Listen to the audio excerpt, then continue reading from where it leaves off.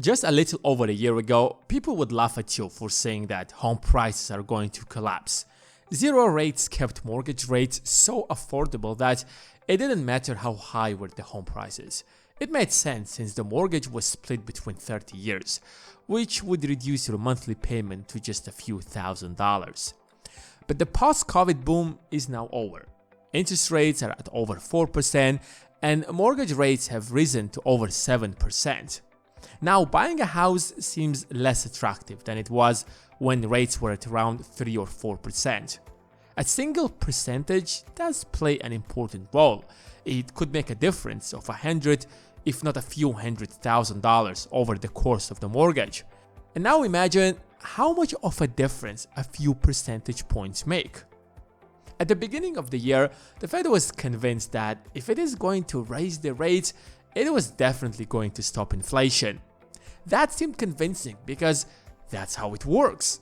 When inflation is rising too fast, you raise the rates. But as we are seeing that even though the rates are at over 4%, inflation is still there. Yeah, it has declined a little bit, but it's still pretty much there. So the question is, why is inflation not decreasing even though the Fed has raised the rates?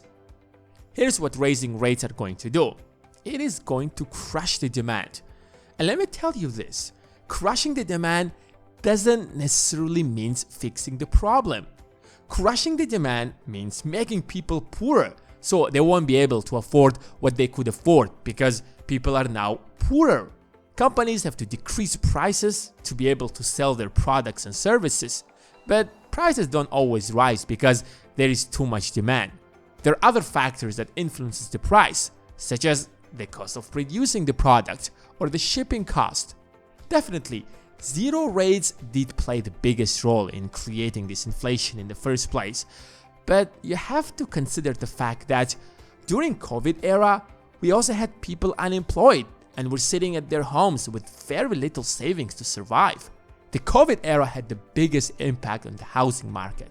Prices rose faster than they had risen prior to the last housing crash that devastated the entire economy.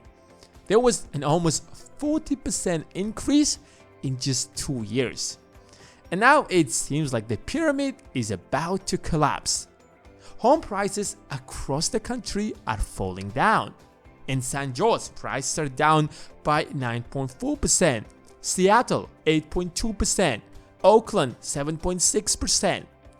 The question is, are we about to witness another housing crash? Will the next housing crash be as disastrous as the 2008 crash? And how can you prepare yourself not only to protect yourself, but take advantage out of this crisis? We will answer all of these questions and many more. But before we do that, give this video a thumbs up and let's dive in. Remember when I warned you back in September and the government has been scared to say it for months? Despite all the signs, they are still afraid of the dreaded R word. The Federal Reserve says it will keep raising interest rates. Inflation is still at 4-decade high. The S&P 500 is still down nearly 20% this year.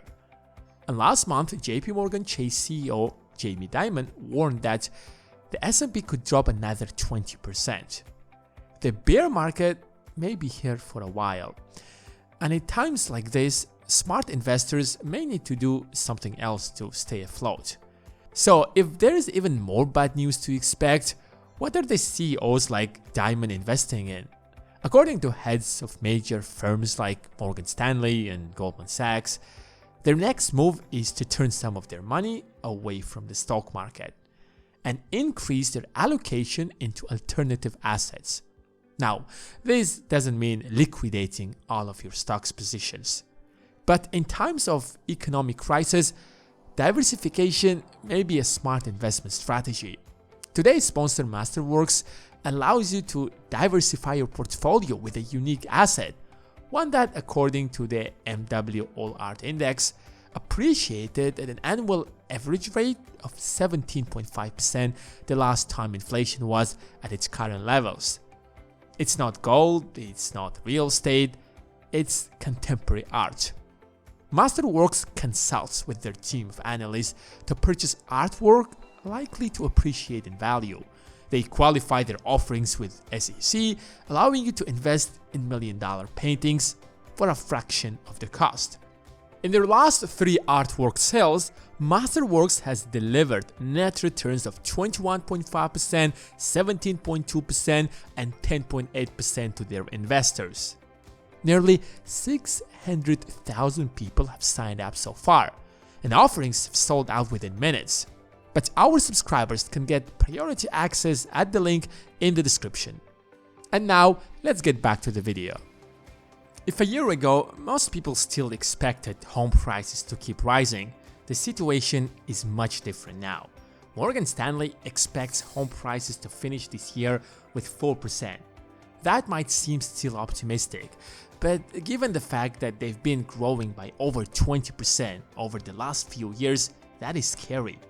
Home prices are still rising in some places like New York or California, in places where your average folk won't be able to afford a house.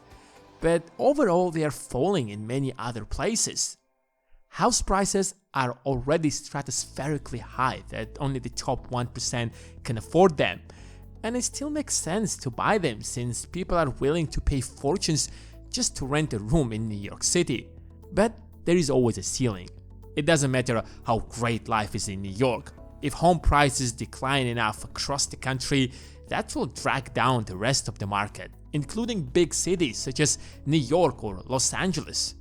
Some expect prices to fall by 4%, others by 10%, but in order for it to match the 2008 crash, then prices have to decline by over 27%. The 27% decline wasn't just over the course of a year, but rather 4 years. If we assume that home prices will lose as much value as they have gained over the COVID era, then that's a possibility. And let me remind you that prices since March 2020 are up by almost 40%. If they just decline by half of that over the course of the next 12 months for unknown reasons, like people no longer taking mortgages because they're simply too expensive, a $500,000 house at 3% mortgage rate equals a $2,000 monthly payment, while at 7% means a $3,000 payment.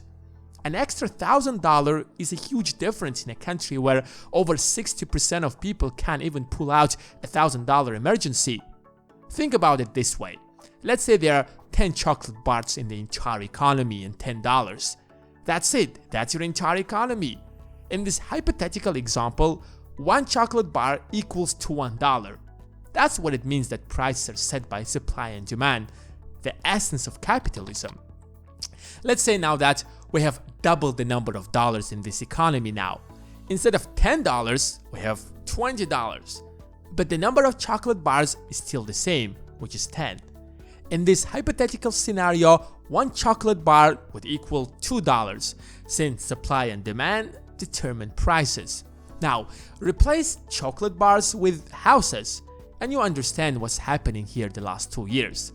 More money that has been thrown out of nowhere was the primary reason that caused the price hikes. Now, the Fed has been trying to do the absolute opposite since February, taking that money out of the economy, which is why prices have been falling. But it seems like not everything is going according to the plan. But do you realize what it means for home prices? Exactly. Going back to the pre-COVID period. Of course, they will not go back as much as they were before, but even a 20% decrease would be disastrous. The Fed knows that, and they have a strategy. They don't really care if prices decrease by 20% or 40%. People won't panic and will gradually adapt to the new reality as long as it happens smoothly and gradually. So the crisis wouldn't be as bad as it might be if prices fell by 20% in a matter of a few months. After successfully crushing the entire stock market, sending crypto to absolute bottom, and crushing home prices in many cities across the country, inflation for October has been 7.7%. Honestly, I don't know what's the peak of hiking the rates. I would love to know that, but let's just hope that it ain't going to continue, because the consequences seems very terrifying. Here's what I think would be the right thing to do at this point. By the way, this is not financial advice. If you have been holding stocks, then everything has fallen to rock bottom. Asset prices like stocks and house prices will most likely further decline over the course of the next 6 months until we know for sure how high the Fed is willing to raise the rates. Around mid-December, the Fed is going to announce how much more it will raise the rates. If the rate hike would be more than 50 basis points, then it seems like the Fed is seriously willing to collapse everything just to bring inflation down. But I guess it wanted to send a message over the course of this year that if the Fed is going, it will raise the rates, it will, and will crush the market. No one should think that he is above the Fed, because prior to 2022, no one took the Fed seriously when it kept saying that it might raise the rates. So we might not have reached the bottom yet. Even if we have reached it, the Fed won't bring down the rates overnight. It will gradually bring them down unless the Fed decides to hike the rates to 20% as it did in 1980s, but I don't think that's happening. It won't make sense to take a mortgage over the course of the next 24 months since the rates aren't coming down most likely, so those who hold cash will rip off the market. That's it for today. Thanks for watching and see you in the next one.